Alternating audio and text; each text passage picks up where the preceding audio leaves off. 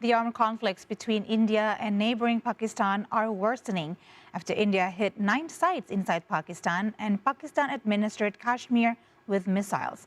Pakistan said at least 26 were killed in that Tuesday night missile attack, which it labeled as an act of war, and that 5 others died in the ongoing cross-border military clashes along the line of control that divides Indian and Pakistani-administered portions of Kashmir. Locations that have been targeted in the attack include, among others, Ahmedpur Sharda near Bahalapur, Nurki City, and in Pakistan-administered Kashmir. 2 locations were also hit, Muzaffarabad and Kotli, where 2 mosques were destroyed. To know the latest situation in Pakistan, we have now with us via Zoom an Indonesian diaspora living in Pakistan, Rama Fauzan Ashima. Hello, good afternoon, Rama from Jakarta. Thank you for joining us in World Today. Hello, good to see you.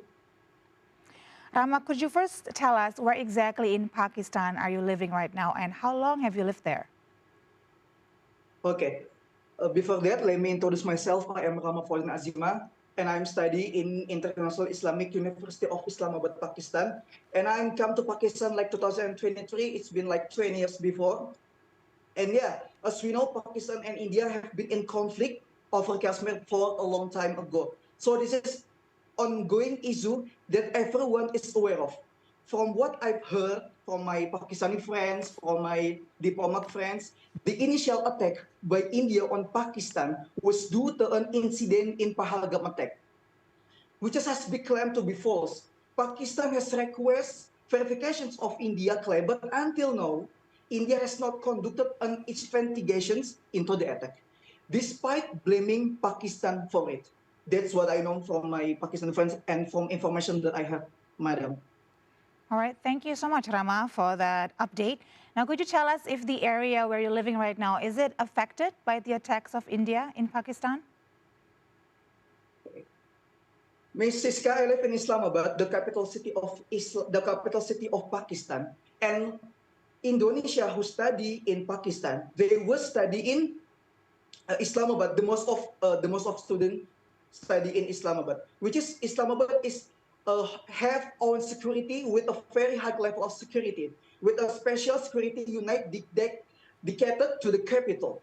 Moreover, with the presence of many diplomat ambassadors from various countries and important figures in Islamabad, I don't think India will dare to attack Islamabad, inshallah.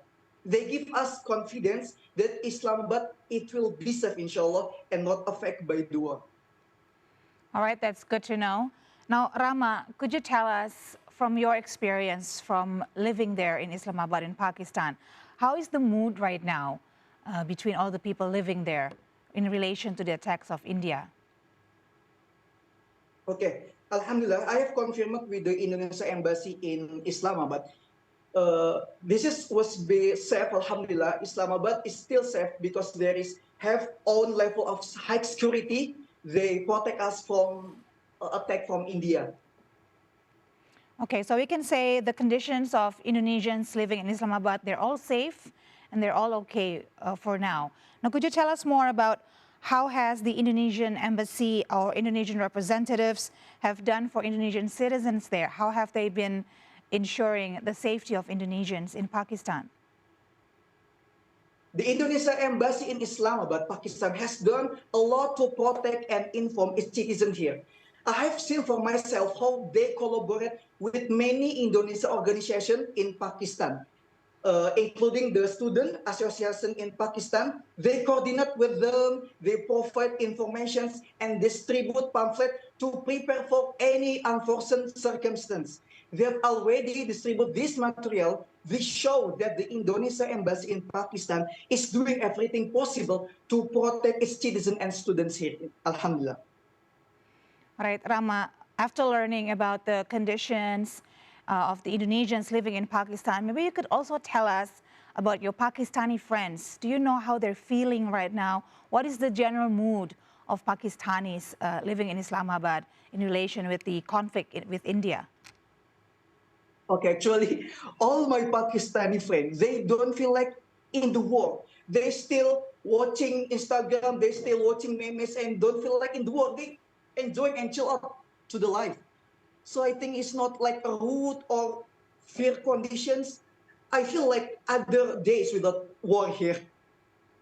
All right, so life is continuing as normal because the conflict is happening quite far away in the Kashmir area, right? But for Yeah. the families in Indonesia who are watching you right now, and probably they're also curious about the condition of their family and loved ones living in Pakistan, maybe you can share with us some comforting words for all of us watching right now. Okay. Even to reassure myself about safety in the Pakistan, I asked a lot of my Pakistani friends, even those who are high-ranking or work in major institutions here in Pakistan. They told me that this conflict has been ongoing for a long time and it will not be prolonged, inshallah. It will not be prolonged, inshallah. Therefore, I want to tell all families in Indonesia that your loved ones are safe here, inshallah. Pakistan has a strong military with 80 of the country finance allocated for military security. And don't forget to pray to us so that the war does not escalate and spread further. I hope my words will make family in Indonesia feel more safe, feel more at ease, and feel more calm. Rama Fauzan Ajima, we truly appreciate your passionate reporting there from Pakistan, and we truly hope for your safety and well-being. Thank you, Rama. Thank you, Manjuska. We now continue with our next report, still in relation with the conflict between India and Pakistan. Locals in Jammu inspected damage to their homes on Thursday amid cross-border artillery exchange between India and Pakistan, while villagers in Pakistani Punjab close to the border with India said they have moved women, children and the elderly to safer areas amid increased hostility with New Delhi.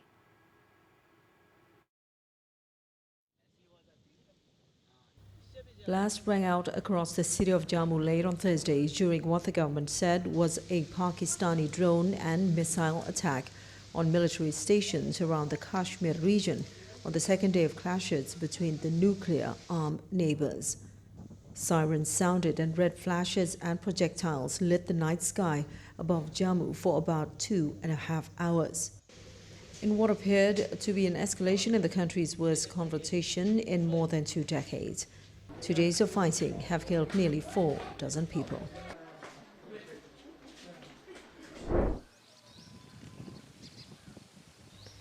And also those who stayed behind, mostly men, said they could not leave their cattle and crops. Fears have grown on an escalation in violence after India struck what it said was a terrorist infrastructure in Pakistan and Pakistani Kashmir in response to a deadly attack in Indian Kashmir on April the 22nd that New Delhi blamed on Islamabad. Islamabad denied the accusations and called for a neutral probe.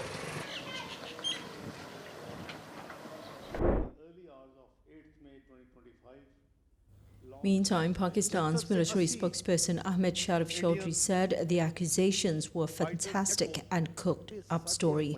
In the latest confrontation, India said it hit 9 terrorist infrastructure sites in Pakistan in retaliation for what it says was a deadly Islamabad-backed attack in Indian Kashmir on April the 22nd. 2 days of fighting have killed nearly 4 dozen people. Attempts to attack military installations, injuring 4 army personnel. The Pahalgam attack that killed 26 tourists wasn't just an act of terror. It was a wake-up call that blew apart the narrative of normalcy in Kashmir. To know the latest situation of this conflict in the line of control that divides Kashmir into Pakistan on the other side and India, Runjun Sharma, RT South Asia correspondent, has more details. To the Namla village in the Uri sector along the de facto border between India and Pakistan. Of course, this area and the entire Kashmir region remains highly restricted for the foreign press. The Pahalgam attack that killed 26 tourists wasn't just an act of terror. It was a wake-up call that blew apart the narrative of normalcy in Kashmir. Since then, India and Pakistan have been scrambling both military and diplomatic resources. Right behind me is the LOC, the line of control that divides Kashmir into Pakistan on the other side and India over here. Since the Pahalgam terror attack, frontier villages across this stretch have been living on edge. Before dawn each day, For over 10 days, the line of control erupts with relentless ceasefire violations. From sector to sector, the fragile peace shattered under heavy firing. The conditions here are very bad. We have lived in fear every day since the Pahalgam attack. We hear gunfire almost every night. Look, Pakistan is right there. We've had big shells drop here before. The last 4 to 5 years were normal, but now again, everything has stopped for us. We can't send our children to school. We can't even take out our cattle. Our lives are in a precarious situation. At least the soldiers have guns. We have nothing. We are scared. We have sleepless nights. And we don't know what might hit us or when. The fear echoes across villages that are in clear line of sight of the Pakistani artillery. Community bunkers like this one have been activated across villages along the line of control. There's almost complete silence here until, of course, the day it breaks. Will this escalate into a wider conflict? The pattern is familiar. Uri 2016, Pulwama 2019. Both times India struck back. First with surgical strikes, then with air raids. And now retaliation seems not just possible, but imminent. And while politicians talk strategy and generals draw plans, it's the people here who wait for peace or for the first shell to land. Runjhun Sharma, RT,